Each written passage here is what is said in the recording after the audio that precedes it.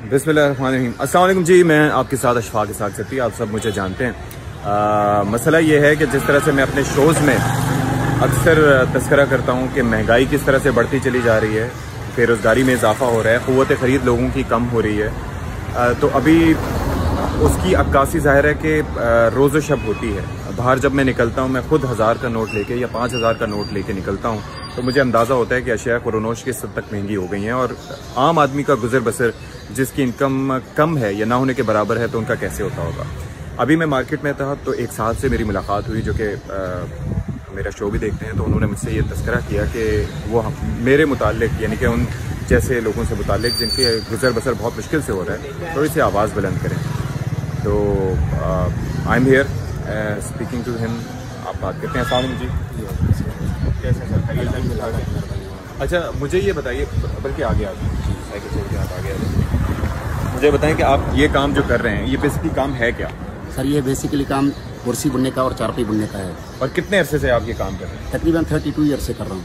32 साल हो गए ये काम करते हुए, तो जाहिर है कि इसमें गुजर बसर हो जाता होगा, तभी आपने इतने अरसे इसको किए रखा। सर पहले गुजर बसर हो जाता था, काम ज़्यादा था, लेकिन आजकल बिल्कुल ना होने के बराबर गुजर बसर है। अच्छा, वैसे अगर मैं बात करूं 32 साल एक लंबा अरसा होता है। आप पढ़े लिखे हैं? जी अल्हम्दुलिल्लाह, मैंने एफए किया हुआ है। अच्छा माशाल्लाह, इंटर वो भी आज से 32-33 साल पहले? 97 में, गालिबन 97-98 में किया था। हाँ, तकरीबन इतना ही बन जाता है। जी, जी। तो फिर नौकरी की तरफ जाने के बजाय ये काम करने का क्यों आपने सोचा? असल सर बात यह है कि हम पुअर मैंने गरीब आदमी है, शुरू से ही गरीब घराने से ताल्लुक़ रखते हैं, तो नौकरी ऐसे आदमी को नहीं मिलती। नौकरी के लिए या सोर्स हो या पैसा हो। अच्छा, हमारे पास दोनों नहीं है, आई एम विदाउट बोथ। सो इसलिए उस टाइम काम भी बहुत अच्छा होता था। अच्छा, अल्हम्दुलिल्लाह गुजारा। कितनी दिहाड़ी हो जाती थी उस टाइम दिहाड़ी हो जाती थी 1800 और वो काफी थी, यानी कि बहुत थी। हमने उससे बहुत कुछ बनाया सर उसी टाइम में। तकरीबन 90s की बात है, 90s से लेकर 2000 तक ये बहुत काम था और बहुत हमने बनाया, अपना घर अल्हम्दुलिल्लाह बनाया। अच्छा माशाल्लाह। जी हाँ। नहीं, मुझे अच्छी तरह अंदाजा है कि मेरे वालिद साहब बाकायदा जॉब किया करते थे, तो ये तनख्वाह बहुत अच्छी तनख्वाह तस्वुर की जाती थी। और आप ये कह रहे हैं उस वक्त अगर 1800 बनते तो दैट मीन्स के महीने के 25-26 हज़ार अगर 4 दिन की छुट्टियां भी काट। बिल्कुल बिल्कुल। अब मसला क्या हो गया है? अब ये काम चल नहीं रहा, दिहाड़ी कम हो रही है, महंगाई बढ़ गई है, क्या मसला है? काम असल तो ये हमारा इतना नेसेसरी काम नहीं है, ज़रूरत वाला नहीं है, तो अगर लग भी जाता है 1000-1200 लग जाता है। तो अल्हम्दुलिल्लाह मेरे 10 बच्चे सर। 10 बच्चे माशाल्लाह। जी अल्हम्दुलिल्लाह, 7 हमारे संजय और हमारे दादा। अच्छा। जी हाँ, तो हमने बच्चों को बहुत पढ़ाया अल्हम्दुलिल्लाह। जी हाँ, अल्लाह की मेहरबानी है। मेरा बड़ा बेटा जो है उसने BSc किया है, उसमें भी उसने एग्रेट आया है। अच्छा, तो अब हम क्या बताएं सर, अब इतना हमने अपना पेट काट के उसको पढ़ाया, इतना हमने उसके लिए कुछ किया, तो अभी जिसके पास हम जाते हैं वो बोलता है भाई हमारे पास नौकरी नहीं है। अच्छा, बैकग्राउंड में देखो तो नौकरियां सबको मिल रही है, सब आदमी को, और हमारा काम जब नहीं लगता, जब दुकानदार हमारे को बोलता है कि भाई आपके ऊपर कर्जा चढ़ गया है, आप पैसे दो नहीं तो हम आपको आटा नहीं देंगे। अब बेसिक डे पे, एवरी डे पे हमारा 6 से 7 किलो आटे का खर्चा है। जाहिर है काम हमारा जो है बिल्कुल नील बटा नील है।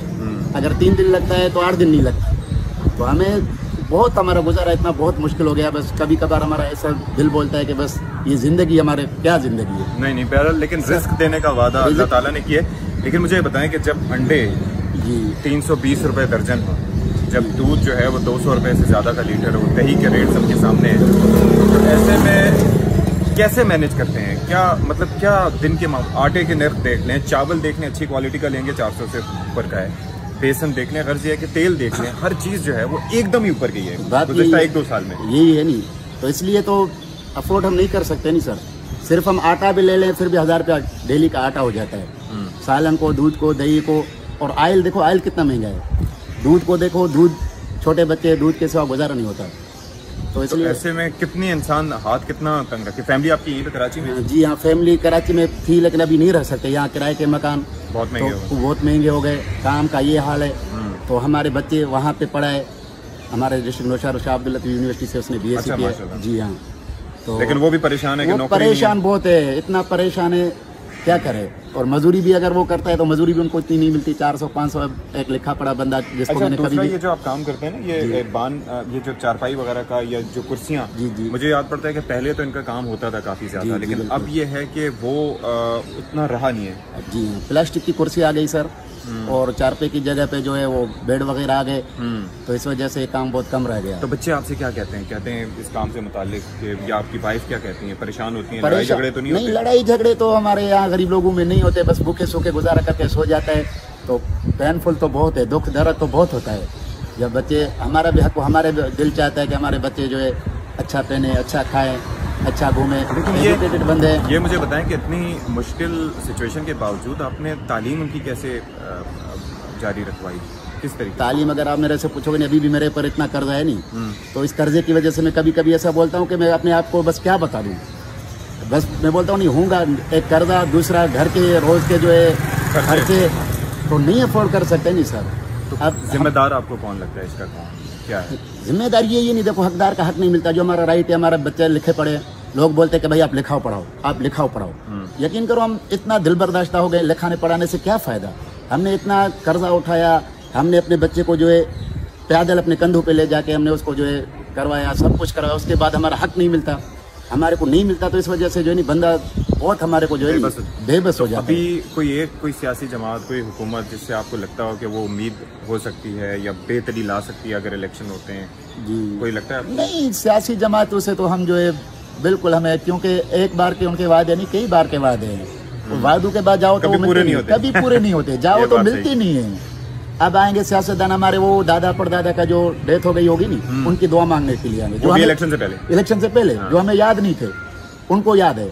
जब इलेक्शन हो जाते हैं बोलता है कि भाई ये तो हमारे पास नहीं है, ये चीज़ तो हमारे पास नहीं है, ये तो नहीं। और चीज़ों को छोड़ो सर, हमारा सेवरेज का थोड़ा सा सिस्टम है 60-70 फीट, वो हमारे को नहीं बनवा के देते, तो हम क्या करें? आप ये अंदाज़ा कीजिए कि पॉलिटिकल अवेयरनेस और कॉमन सेंस इतना है इनके अंदर कि इनको आइडिया है कि हमारे सियासतदान हमारे साथ करते क्या हैं। इसी बाबत में बात करता हूँ कि सियासतदान अपने मुफादात देखते हैं, आवाम के फ़ायदे का कोई भी नहीं सोचता। कुर्सी आती है, आवाम से दूरी हो जाती है, कुर्सी से हटते हैं तो फिर सब आवाम भी अच्छा लगना शुरू हो जाते हैं, और इलेक्शन से पहले तो आवाम बहुत ही ज़्यादा अच्छे लगते हैं। तो बाकी ये है कि पाकिस्तान तो हमारा मुल्क है, ज़ाहिर मुश्किल हालात हैं, गुजारा करना है, तो आगे बस हम ये नौजवान नस्ल है क्या, उसको हक हमारा राइट मिलना चाहिए। जैसे हमारा बच्चा है, उसको लिखा पढ़ा हुआ है, उसको जॉब मिले। हम ये नहीं बोलते कि वो बड़ा जो उसका हक है, जो उसका राइट है, वो तो कम से कम मिलना चाहिए। नहीं चलो ज्यादा तो हम नहीं मांगते, चलो कोई क्लार्की दे दे हमारे को, कोई PhD दे दे हमारे को, प्राइमरी स्कूल टीचर दे दे, कुछ तो इतना तो दे दे कि हमारे कंधों पे सर बोझ तो हल्का हो जाए। अभी 10 बच्चों का, वाइफ का और इनका अपना, ये सारा सास बूढ़ी हमारे साथ है।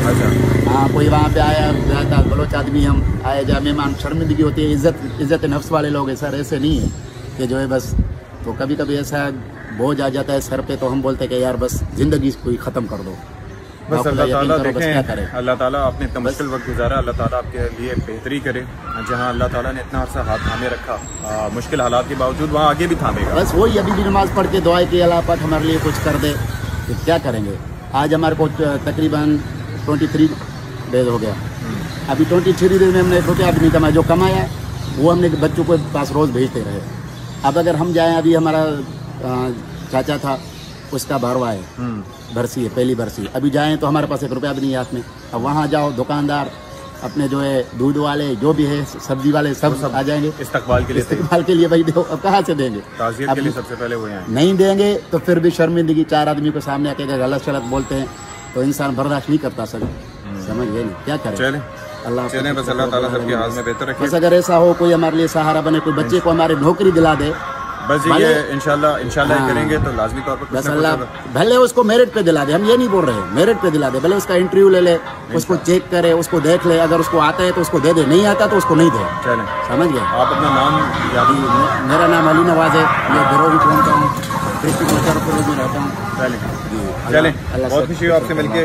अलकासिबु हबीबुल्लाह, अल्लाह ताला जो है वो मेहनत मजदूरी करने वाले का दोस्त है, आपका हाथ भी इंशाल्लाह। मैसेज क्या आप अंदाज़ा कीजिए कि किस तरीके से दिल दहल जाता है जब आप सोचते हैं कि इतनी मुश्किल से कोई शख्स अपना गुजारा कर रहा है और अपनी खुददारी भी साथ में इंटैक्ट रखे। ऐसे लोगों का हमें हाथ थामने की ज़रूरत है, इनफरादी सतह पर भी, कलेक्टिवली भी, और ज़ाहिर है कि हमारे हुक्मरानों को भी इस हवाले से सोचने की ज़रूरत है। Stay tuned.